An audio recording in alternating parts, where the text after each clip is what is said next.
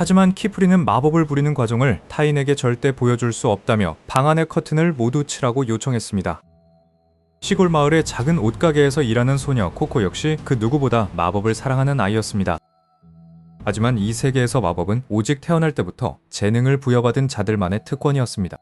그럼에도 코코는 어린 시절 축제에서 만난 정체불명의 가면 상인에게 산 마법 그림책을 보물처럼 아꼈습니다. 어느 평화로운 오후에 마을의 마차길을 따라 아주 특별한 손님이 코코의 가게를 방문하게 됩니다. 그 손님은 바로 거대한 고깔 모자를 쓰고 우아한 로브를 입은 정식 마법사 키프리였습니다. 지진자 마법사를 눈앞에서 마주한 코코의 두 눈은 호기심과 동경으로 가득 차서 반짝였습니다. 키프리는 마을 근처에서 발생한 마법적 이상 현상을 조사하던 도중 잠시 휴식을 취하러 온 것이었습니다.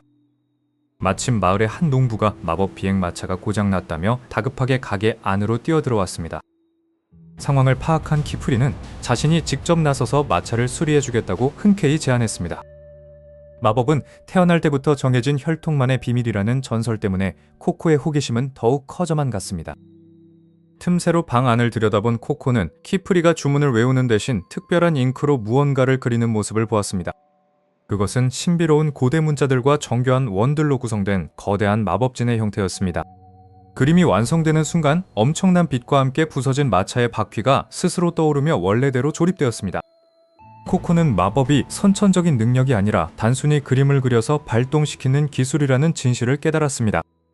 그렇다면 자신이 가진 보물 그림책 역시 단순한 감상용이 아니라 마법을 그리는 법이 적힌 책일지도 몰랐습니다. 자신의 비밀방으로 돌아온 코코는 깊숙이 숨겨두었던 낡은 가죽 상자에서 그림책과 잉크펜을 꺼냈습니다. 치책의 페이지들을 천천히 넘기자 키프리가 그렸던 것과 유사한 복잡한 문양들이 빼곡하게 적혀 있었습니다. 설레는 마음을 진정시키며 코코는 책에 그려진 그림들을 종이 위에 똑같이 따라 그리기 시작했습니다. 작은 선 하나를 완성할 때마다 손끝에서 미약한 온기와 함께 투명한 마력이 전해지는 기분이 들었습니다. 코코는 신이 나서 벽과 바닥 그리고 방 안의 온갖 천 위에 다양한 마법 문양들을 채워나갔습니다. 마지막 문양의 중심에 점을 찍자마자 방 전체에 그려진 마법진들이 일제히 검붉은 빛을 내며 반응했습니다. 하지만 코코가 그린 것은 일반적인 생활 마법이 아니라 과거에 봉인되었던 멸망에 금지된 마법이었습니다. 마법진에서 시작된 거대한 보라색 결정체들이 사방으로 뻗어나가며 가구들을 사정없이 집어삼키기 시작했습니다. 소란스러운 소리를 듣고 코코의 어머니가 걱정스러운 얼굴로 아틀리에 계단을 급히 올라왔습니다. 코코는 어머니를 향해 오지 말라고 비명을 질렀지만 광폭하게 날뛰는 마력의 파도는 너무나도 빨랐습니다. 순간 마법의 날카로운 결정들이 어머니의 발끝을 타고 올라와 온몸을 순식간에 덮쳐버렸습니다. 어머니는 미처 손을 뻗지도 못한 채 거대한 마법의 결정석 안에 갇혀 영원한 침묵 속에 잠기고 말았습니다. 순식간에 집의 절반이 거대한 자수정 같은 결정으로 변해버렸고 코코는 절망감에 휩싸여 주저앉았습니다. 바로 그 순간 거대한 폭발음을 감지하고 마을을 수색하던 키프리가 창문을 깨고 방 안으로 뛰어들었습니다. 키프리는 방 안을 가득 채운 금지된 마법의 흔적을 보고 믿을 수 없다는 듯 경악을 금치 못했습니다. 그는 즉시 자신의 지팡이를 들어 추가적인 마력 확산을 막기 위한 결계 마법진을 허공에 신속하게 그렸습니다. 코코는 자신의 잘못으로 어머니를 잃었다는 사실을 흐느끼며 키프리에게 구해달라고 애원했습니다. 키프리는 이 상태로 정식 마법의회에 발각되면 코코가 기억을 지워지고 평생 구속될 것을 알고 있었습니다. 결국 키프리는 결단을 내린 듯 코코에게 어머니를 구할 유일한 방법을 제시했습니다. 그것은 코코가 직접 정식 마법사가 되어 이 저주를 풀 수 있는 고위 해제 마법을 찾아내는 것이었습니다. 어머니를 되살릴 수만 있다면 어떤 가혹한 운명이라도 받아들이겠다고 코코는 눈물을 닦으며 다짐했습니다. 키프리는 코코를 자신의 공식적인 제자로 거두기로 동의하고 그녀를 자신의 비밀 아틀리에로 데려가기 위해 준비했습니다. 하지만 그들이 아틀리에를 향해 출발하려는 순간 숲속 어둠 속에서 붉은 눈을 번뜩이는 불길한 그림자들이 모습을 드러냈습니다.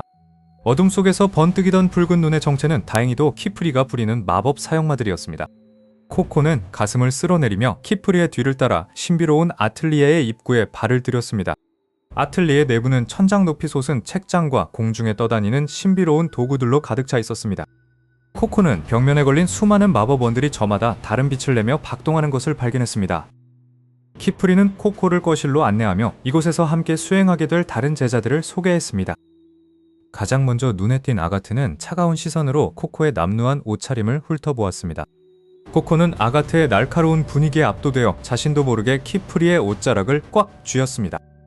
아가트는 마법사가 아닌 평범한 시골 소녀가 제자가 되었다는 사실을 용납할 수 없다는 듯 코방귀를 뀌었습니다. 키프리는 코코에게 마법사가 되기 위해서는 단순히 그림을 그리는 것 이상의 마음가짐이 필요하다고 강조했습니다. 그는 마법의 근원이 되는 특별한 잉크와 펜의 비밀에 대해 설명하기 시작했습니다. 코코는 엄마를 구하기 위해 어떤 고난이 있어도 마법을 마스터하겠다고 마음속으로 굳게 맹세했습니다. 하지만 그날 밤 침대에 누운 코코는 차갑게 얼어붙은 엄마의 마지막 모습이 떠올라 눈물을 흘렸습니다. 다음날 아침 코코는 키프리로부터 첫 번째 기초 마법 수업을 받기 위해 정원으로 나갔습니다. 정원에는 중력을 거스르고 거꾸로 자라는 나무들이 코코의 시선을 사로잡았습니다. 아가트는 코코의 실력을 시험해보겠다며 어려운 마법원을 그려보라고 차갑게 제안했습니다. 아직 잉크의 농도 조절조차 서툰 코코는 떨리는 손으로 펜을 쥐었습니다. 마음과는 달리 잉크가 번져버렸고 아가트의 비웃음 소리가 정원에 울려 퍼졌습니다.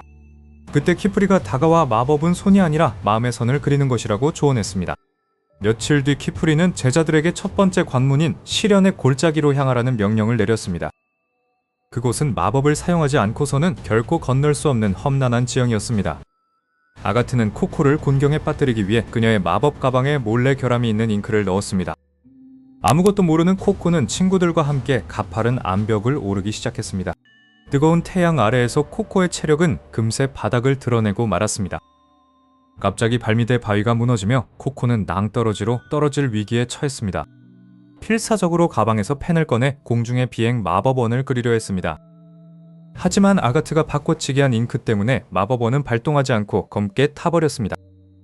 코코는 포기하지 않고 잉크 대신 자신의 손가락을 깨물어 피로 마법을 그리려 시도했습니다. 그 순간 숲의 정령들이 코코의 간절한 마음을 느끼고 그녀 주위를 감싸 안았습니다. 정령들의 도움으로 코코는 무사히 절벽 위로 다시 올라올 수 있었습니다. 이 광경을 지켜보던 아가트는 자신의 비겁한 행동에 대해 짧은 죄책감을 느꼈습니다. 드디어 시련의 마지막 장소인 침묵의 호수에 도착한 제자들은 얼어붙었습니다. 호수 바닥에는 정식 제자가 되기 위해 반드시 회수해야 하는 금빛 메달이 잠겨 있었습니다. 하지만 호수의 물은 마법을 사용하면 즉시 증발해버리는 특이한 성질을 가지고 있었습니다. 아가트는 자신의 뛰어난 제어력을 이용해 물에 닿지 않는 정교한 마법을 시전했습니다.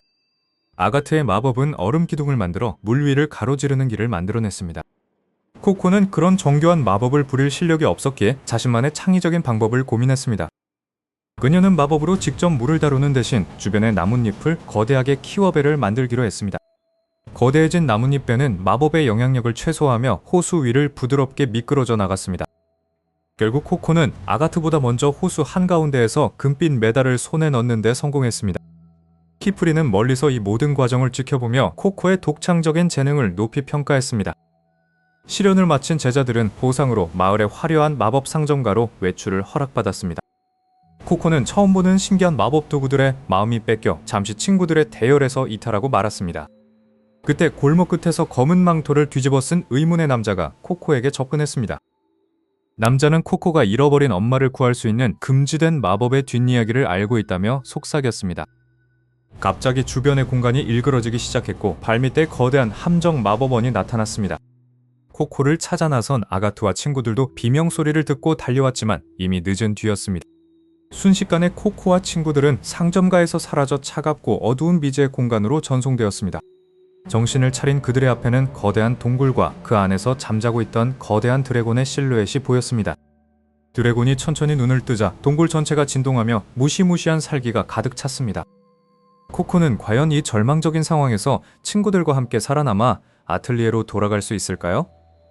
코코와 친구들은 눈앞이 캄캄해지는 절망적인 상황 속에서도 서로의 손을 꼭 쥐며 아틀리에로 돌아가기 위한 희망의 끈을 놓지 않았습니다. 갑작스러운 진동과 함께 바닥이 무너지며 코코와 일행은 끝이 보이지 않는 거대한 지하 미궁 속으로 순식간에 추락하고 말았습니다. 거친 돌바닥 위로 굴러떨어진 코코는 온몸을 찌르는 듯한 통증을 느끼며 간신히 정신을 차리고 주위를 둘러보았습니다. 사방을 둘러싸고 있는 낯선 풍경은 마법 상점이 있던 화려한 거리와는 완전히 딴판인 기괴하고 위험한 기운을 뿜어내고 있었습니다. 코코는 근처에 쓰러져 있는 아가트와 테티아를 발견하고는 다급하게 달려가 그들의 어깨를 흔들며 깨우기 시작했습니다. 다행히 친구들은 큰 부상 없이 신음소리를 내며 차례로 눈을 떴고 코코는 안도의 한숨을 내쉬며 가슴을 쓸어내렸습니다.